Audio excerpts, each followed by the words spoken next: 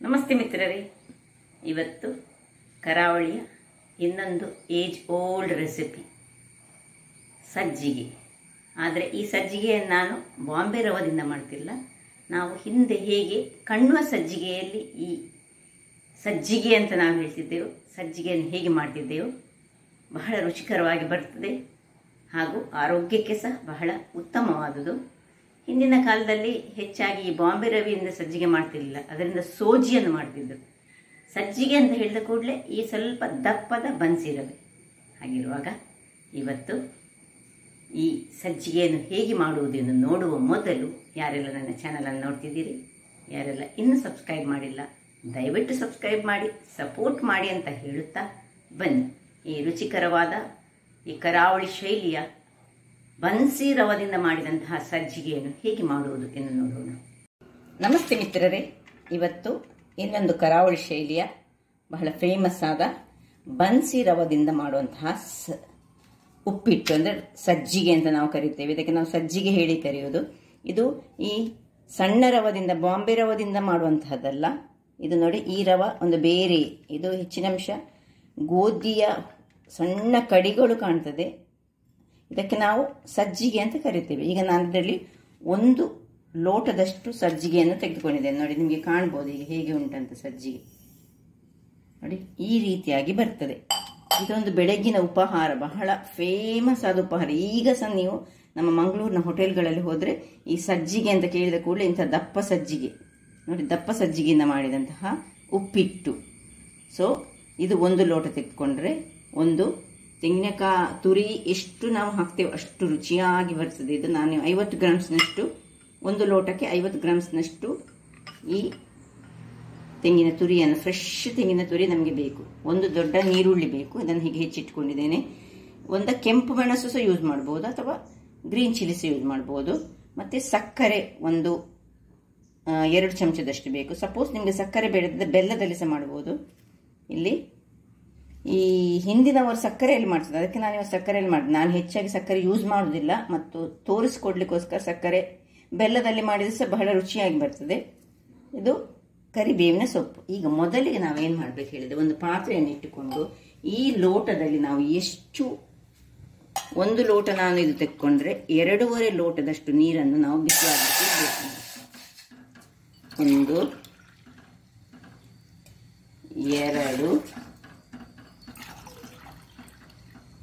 2.5 ಲೋಟ ನೀರು. ಈ ಲೋಟ ನೀರಿಗೆ ಈಗ ನಾವು ನಮಗೆ ಎಷ್ಟು ರುಚಿಗೆ ತಕ್ಕಷ್ಟು ಉಪ್ಪು, ಅದಕ್ಕೆ ನಮ್ಮ ಸಜ್ಜಿಗೆಗೆ ಎಷ್ಟು ಉಪ್ಪು ಬೇಕು ಅಷ್ಟು ಉಪ್ಪನ್ನು ಹಾಕೊಳ್ಳೋಣ. ನಿಮಗೊಂದು ಅಂದಾಜಿರ್ತದಲ್ಲ ಎಷ್ಟು ಒಂದು ಉಪ್ಪು ಬೇಕಂತ. ಮತ್ತೆ ಬೇಕಿದ್ರೆ ಉಪ್ಪಿನ ಹುಳಿ ಹಾಕೊಳ್ಬೋದು. ನೋಡಿ, ನಾನು ಸ್ವಲ್ಪ ಉಪ್ಪನ್ನು ಹಾಕೊಂಡೆ. ನಾವು ಹೆಚ್ಚಾಗಿ ಕಲ್ಲುಪ್ಪು ಹಾಕೊಳ್ಳೋದು. ಈಗ ನಾನು ಹಿಮಾಲಯದ ಪಿಂಕ್ ಸಾಲ್ಟನ್ನು ಹಾಕ್ಕೊಳ್ತಿದ್ದೇನೆ. ಇನ್ನು 2 ಚಮಚಗಳಷ್ಟು ಈ ಸಕ್ಕರೆಯನ್ನು ಸಹ ಹಾಕ್ಕೊಂಡು ನಾವು ಅದನ್ನು ಒಂದು ಕುದಿ ಬರಲಿಕ್ಕೆ ಬಿಡೋಣ.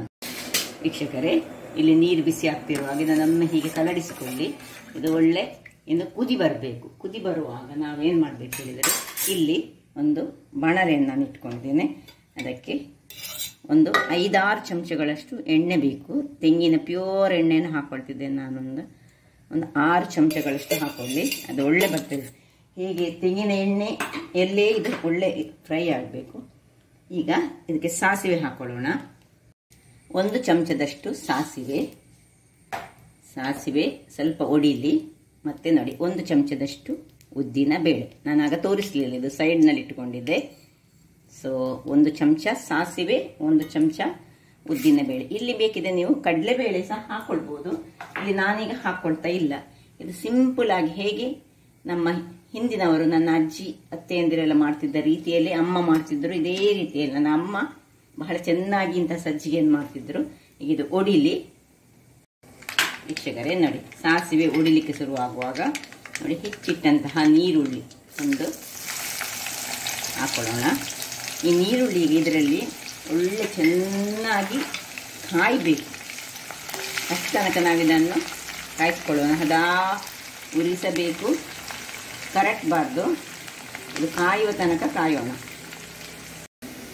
ನೋಡಿ, ಒಳ್ಳೆ ಫ್ರೈ ಆಗ್ತಾ ಬಂತು. ಇದು ಒಳ್ಳೆ ಫ್ರೈ ಆಗಬೇಕು. ಯಾಕೆಂದರೆ ಇದನ್ನು ನಾವು ಹೀಗೆ ಒಳ್ಳೆ ಫ್ರೈ ಮಾಡಿ ಚೆನ್ನಾಗಿ ಫ್ರೈ ಮಾಡಿಟ್ಟುಕೊಂಡ್ರೆ ಈ ಸಜ್ಜಿಗೆ ಮರು ದಿವಸ ತನಕ ಸಹ ಹಾಳಾಗಲಿಲ್ಲ. ಅಥವಾ ನಾವು ಎಲ್ಲಿಯಾದರೂ ಹೊರಗೆ ಹೀಗೆ ಟೂರಿಗೆ ಹೋಗುವಾಗ ಅಥವಾ ಎಲ್ಲ ಪ್ರಯಾಣಕ್ಕೆ ಹೋಗುವಾಗ ನಮಗೆ ಕೊಂಡೋಗ್ಲಿಕ್ಕೆ ಬೇಕಿದ್ದ ಟ್ರೈನಲ್ಲೆಲ್ಲ ನಾವು ಹೋಗುವಾಗ ಇದನ್ನು ಹಿಡಿದುಕೊಂಡು ಸಹ ಹೋಗ್ಬೋದು, ಏನು ಹಾಳಾಗುದಿಲ್ಲ. ಅದರಿಂದಾಗಿ ನೀರುಳ್ಳಿ ಒಂದು ಒಳ್ಳೆ ಫ್ರೈ ಆಗಬೇಕು. ಈಗ 1, 2, 3 ಎಳೆಗಳಷ್ಟು ನಾನು ಈ ಕರಿಬೇವಿನ ಸೊಪ್ಪನ್ನು ಸ್ವಲ್ಪ 1, 2 ಹೀಗೆ ಕೈಯಲ್ಲಿ ಭಾಗ ಮಾಡಿಕೊಂಡು ಹಾಕೊಳ್ತಿದ್ದೇನೆ.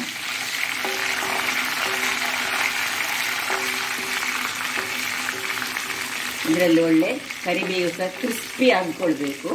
ಇಲ್ಲಿ ನೋಡಿ, ಇದು ಕುದಿಯಿತು. ಇದನ್ನೀಗ ನಾನು ಆಫ್ ಮಾಡ್ಕೊಳ್ತಿದ್ದೇನೆ. ಇಲ್ಲಿ ಒಳ್ಳೆ ಫ್ರೈ ಆಯಿತು. ಪರಿಮಳ ನೀರುಳ್ಳಿ ಕಾಯುವಾಗ ಅದು ಸ್ವಲ್ಪ ಪ್ಯೂರ್ ತೆಂಗಿನೊಟ್ಟಿಗೆ ಕಾಯುವಾಗ ಅದರ ಪರಿಮಳ ಒಂದು ಬಹಳ ಸುಮಧುರ ಮತ್ತು ಆರೋಗ್ಯಕ್ಕೆ ಸಹ ಒಳ್ಳೆಯದು.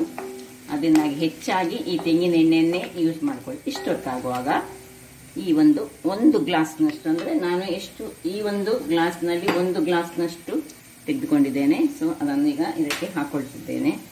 ಇದರಲ್ಲೇ ಈಗ ಒಳ್ಳೆ ಫ್ರೈ ಆಗಬೇಕಿದು. ಉರಿ ಸಣ್ಣದಿರಲಿ. ಇದು ಅರಳುವಷ್ಟು ಟೈಮ್ ನಾವು ಇದನ್ನು ಈಗ ಫ್ರೈ ಮಾಡಿಕೊಳ್ಬೇಕು. ನೋಡಿ ಎಷ್ಟು ಚೆನ್ನಾಗಿ ಬಂದಿದೆ. ಒಳ್ಳೆ ಅರಳಬೇಕು ವೀಕ್ಷಕರೇ. ನೋಡಿ, ಇಷ್ಟು ಅರಳ್ತಾ ಇರುವಾಗ ನಾನು ಕಾಯಿ ಮೆಣಸನ್ನು ಸಹ ಇದಕ್ಕೆ ಹಾಕೊಳ್ತೇನೆ. ಸಪೋಸ್ ನೀವು ಒಣಮೆಣಸು ಹಾಕೊಳ್ಳೋದಾದರೆ, ರೆಡ್ ಚಿಲ್ಲಿಯನ್ನು ಹಾಕೊಳ್ಳೋದಾದರೆ, ಆಗ ನಾನು ಸಾಸಿವೆ ಮತ್ತು ಉದ್ದಿನ ಬೇಳೆ ಹಾಕಿದ ಇಮಿಡಿಯೇಟ್ ಆಗಿ ನಾವು ಅದನ್ನು ಹಾಕೊಳ್ಬೇಕು. ಇದೀಗ ನೋಡಿ ಒಳ್ಳೆ ಅರಳ್ತಾ ಬಂತು. ಹೀಗೆ ಅರಳಿತು ನೋಡಿ. ಇನ್ನೂ ಸಹ ಸ್ವಲ್ಪ ಹೊತ್ತು ಇದನ್ನು ಒಳ್ಳೆ ಫ್ರೈ ಮಾಡಬೇಕು. ನಾವು ಸಪೋಸ್ ತುಂಬ ಮಾಡಿಕೊಂಡು ಇಟ್ಟುಕೊಳ್ಳೋದಾದರೆ ಇದು ಒಳ್ಳೆ ಫ್ರೈ ಆಗಬೇಕು. ಇದಕ್ಕೆ ಈ ಸಜ್ಜಿಗೆ ಮಾಡುವಾಗ, ಈ ದಪ್ಪ ಬನ್ಸಿ ರವೆಯ ಸಜ್ಜಿಗೆ ಮಾಡುವಾಗ ಅರ್ಜೆಂಟ್ ಮಾಡಲಿಕ್ಕಿಲ್ಲ. ಮತ್ತು ಈವನ್ ಸ್ವಲ್ಪ ಫ್ಲೇಮ್ಸ್ ಹಾಗೆ ಹೈ ಫ್ಲೇಮಲ್ಲಿ ಇಟ್ಟು ಕರಟಿಸಿಕೊಳ್ಳಿಕ್ಕೆ ಕೂಡ್ತು. ಆದ್ದರಿಂದಾಗಿ ನೋಡಿ, ಸ್ವಲ್ಪ ಪೇಷನ್ಸಲ್ಲಿ ಮಾಡಿದರೆ ಇದು ಈ ಸಜ್ಜಿಗೆ ಬಹಳ ರುಚಿಕರವಾಗಿ ಬರ್ತದೆ. ಒಳ್ಳೆ ಅರಳ್ತಾ ಬಂತು.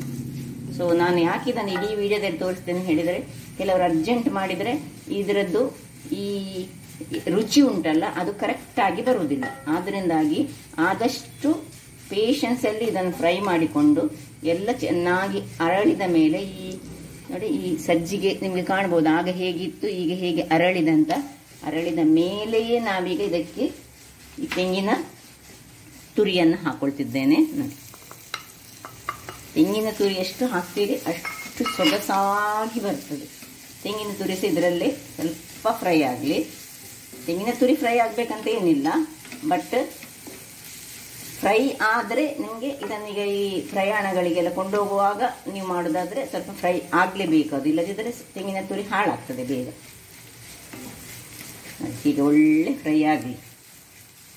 ನೋಡಿ, ಒಳ್ಳೆ ಎಲ್ಲ ಸಹ ಅರಳಿ ಆಯಿತು. ಈಗ ಇಲ್ಲಿ ನೋಡಿ, ಇದು ರೆಡಿ ಮಾಡಿಟ್ಟುಕೊಂಡಂತಹ ಕುದ್ದಂತಹ ನೀರನ್ನು ನಾನು ಹೇಳಿದೆಲ್ಲ 1 ಲೋಟಕ್ಕೆ 2.5 ಲೋಟದಷ್ಟು ನೀರು. ಸೊ ಸ್ವಲ್ಪ ಹಾಕೊಂಡು ಹೀಗೆ ತಿರುಗಿಸ್ಕೊಳ್ಬೇಕು. ಹೀಗೆ ಒಮ್ಮೆಲೆ ಹಾಕೊಳ್ಳಿಕ್ಕೆ ಹೋಗಬೇಡಿ.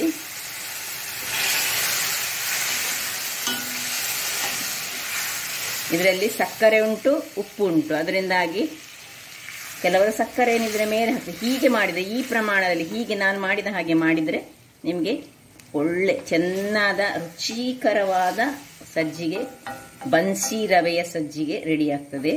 ನೋಡಿ, ಎಲ್ಲ ನೀರು ಹಾಕೊಂಡೆ ನಾನು. ಸೊ 1:2.5 ಅಂದರೆ 1 ಲೋಟಕ್ಕೆ 2.5 ಲೋಟ. ಇನ್ನೀಗ ನೋಡಿ, ಸಕ್ಕರೆ, ಉಪ್ಪು ಮತ್ತು ಉಳಿದಂಥ ಫ್ರೈ ಮಾಡಿದ ಎಲ್ಲ ವಸ್ತುಗಳು ಇದರಲ್ಲಿ ಹೀಗೆ ಒಮ್ಮೆ ಎಲ್ಲವನ್ನು ಕಲಡಿಸಿಕೊಳ್ಳಿ. ಇನ್ನು ಮುಚ್ಚಳವನ್ನು ಮುಚ್ಚಿ ಒಂದು ಹದಾ ಉರಿಯಲ್ಲಿ ಬೇಯಿಸಿಕೊಳ್ಳಿ. 1-2-3 ನಿಮಿಷಗಳ ಬಳಿಕ ಒಮ್ಮೆ ನೋಡಿಕೊಳ್ಳಿ. ನೋಡಿ, ಎಲ್ಲ ನೀರು ಆರಿಕೊಂಡು ಬಂದಿದೆ. ಈಗ ಸ್ವಲ್ಪ ಇದನ್ನು ಕೈಯಾಡಿಸಿಕೊಳ್ಳೋಣ. ನೋಡಿ, ಸ್ವಲ್ಪ ನೀರುಂಟು. ನೋಡಿ, ನೀರೆಲ್ಲ ಆರಿಕೊಳ್ಬೇಕು. ನೋಡಿ ಹೇಗೆ ಉಬ್ಬಿ ಬಂದಿದೆ ನೋಡಿ ಎಲ್ಲ. ಇದನ್ನು ಸ್ವಲ್ಪ ಓಪನಲ್ಲಿಟ್ಟು ಬೇಯಿಸ್ಕೊಳ್ಳೋಣ.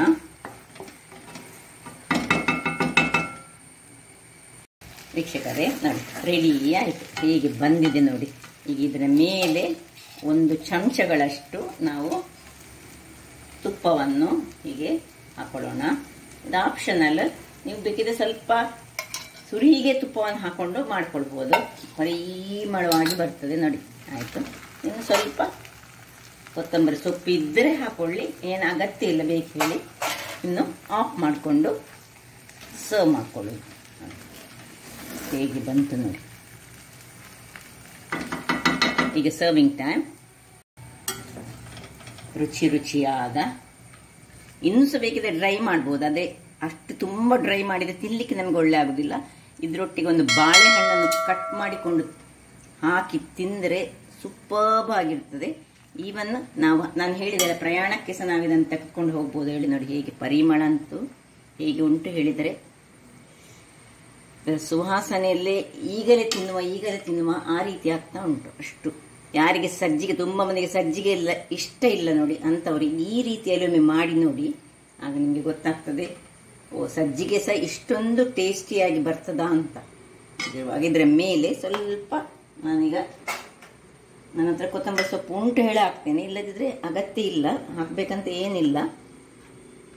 ಇನ್ನು ಒಂದು ಬಾಳೆಹಣ್ಣನ್ನು ಕಟ್ ಮಾಡಿ ಸುತ್ತ ಇಟ್ಟುಕೊಂಡು ಅದರ ಒಟ್ಟಿಗೆ ಸವಿದ್ರೆ ನಿಜವಾಗಿಯೂ ಸ್ವರ್ಗವೇ ಅಂತ ಹೇಳ್ಬಹುದು.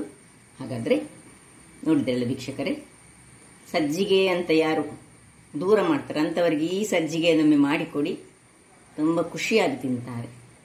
ನನ್ನ ಈ ಕುಕಿಂಗ್ ಚಾನಲ್ ನಿಮಗೆ ಇಷ್ಟ ಆದರೆ ಬೋಳೂರು ಸುವರ್ಣ ಚಾನಲನ್ನು ಲೈಕ್ ಮಾಡಿ, ಶೇರ್ ಮಾಡಿ ಹಾಗೂ ಸಬ್ಸ್ಕ್ರೈಬ್ ಮಾಡಿ ಹಾಗೂ ನನ್ನ ಇನ್ಸ್ಟಾಗ್ರಾಮ್ ಪೇಜನ್ನು ಫಾಲೋ ಮಾಡಿ. ಧನ್ಯವಾದಗಳು.